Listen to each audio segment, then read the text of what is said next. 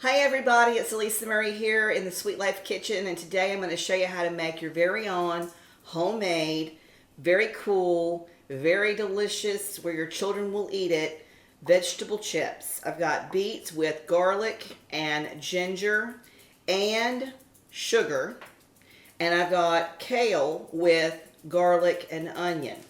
So a sweet and a savory. And when they're eaten together, they're delicious. And if you're not allergic to nuts, I like to actually take these guys once I'm done with them and combine them with my nuts.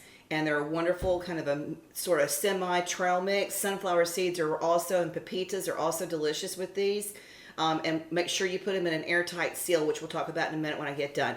Your microwave may be different from mine. I've done mine for, gosh, a long time, and usually it takes about 8 minutes per trip making them. It does take a little bit of time, but it's very well worth it because it's a great way for you to use your vegetables that you have if you have just one beet or a couple of stems of kale left over and you don't really know what to do with it and you don't want to try to sneak it into the macaroni and cheese. This is a great way to get the kids to eat it, and also your husbands as well. So even Uncle Brian will eat it this way, which is good. So let me show you how it's done. So the first thing you want to do is you want to make sure that you've taken your kale and you've torn them up into little itty bitty pieces, and everything's washed. You've taken your beets and you've sliced them really thin. And so those two things are the most important to start for your prep. The next thing is you want to take olive oil and you want to put olive oil over your vegetables. And so I just sprinkle down a little bit of that on each one of these bowls. I do them separately. And I've made these in the dehydrator. I've made these in the oven. But the microwave is so easy and so quick.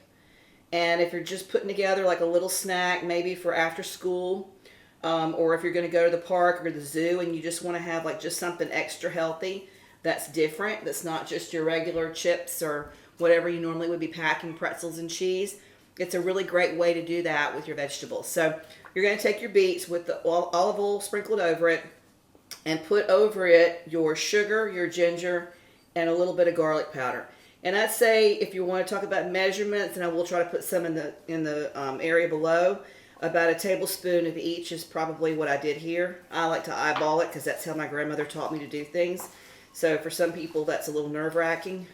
For me, it's actually the only way I've ever known how to do it. So it's kind of hard to try to show you whenever I'm used to just doing it by eye. I want to put a little bit more of olive oil in here, and that's what you want to do is sort of just look at it. You want to get all of the beets incorporated with the spice, the sugar, and the ginger, and put a little bit more. Actually, I don't know that we need a little bit more. That's feeling right to me. You want to make sure they feel like they've all got a little coating on them. And so for me, I like to lay them out like this. Don't let them touch each other. You put them out here on a paper towel. And like I said, my microwave does these at exactly 8 minutes. But yours might be different. Yours might be 10. Yours might be a little bit less depending on your altitude. In Houston, and I'm not even sure what the watts are on that microwave, honestly, guys, but I've done it so many times for the kids and for the family. I just know that 8 minutes is what it takes to do this particular recipe. This is also another activity, aside from using the microwave, that the kids can really get into. You can actually have them come up with different ideas about what spices and flavors they'd like to put on their vegetables. Because once they're crunchy, there's just a subtle flavor there of whatever you've put on here. These beets are really lovely with the ginger and the honey. And of course, y'all know me and my garlic. I got to have garlic on everything. So just like that, you're going to put that in the microwave. And I'm going to go ahead and put these in there.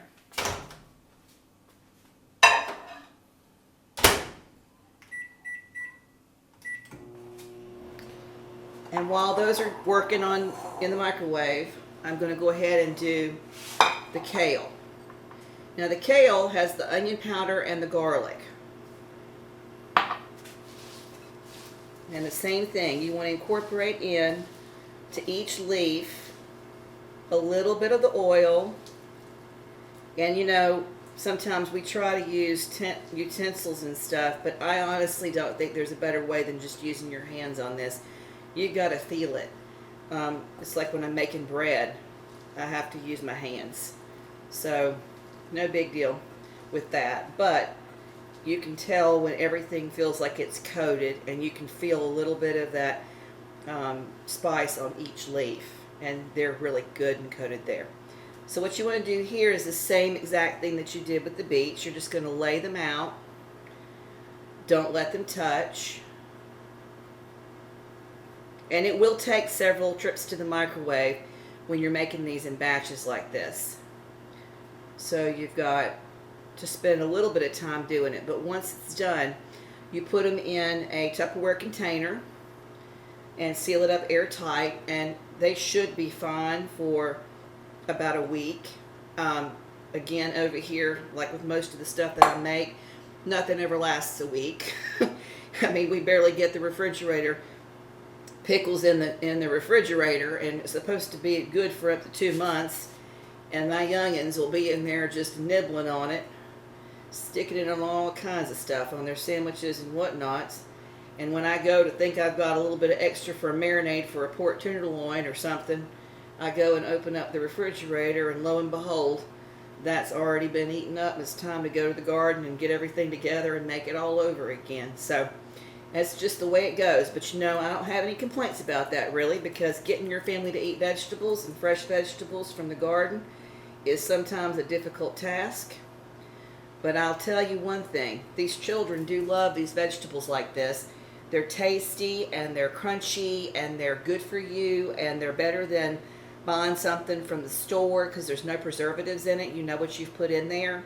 And when the kale comes from the garden, you know you didn't put any pesticides on it, and then it goes into your recipe, and you know you didn't put anything in there that wasn't good for them. There's nothing preservative-wise in any of this.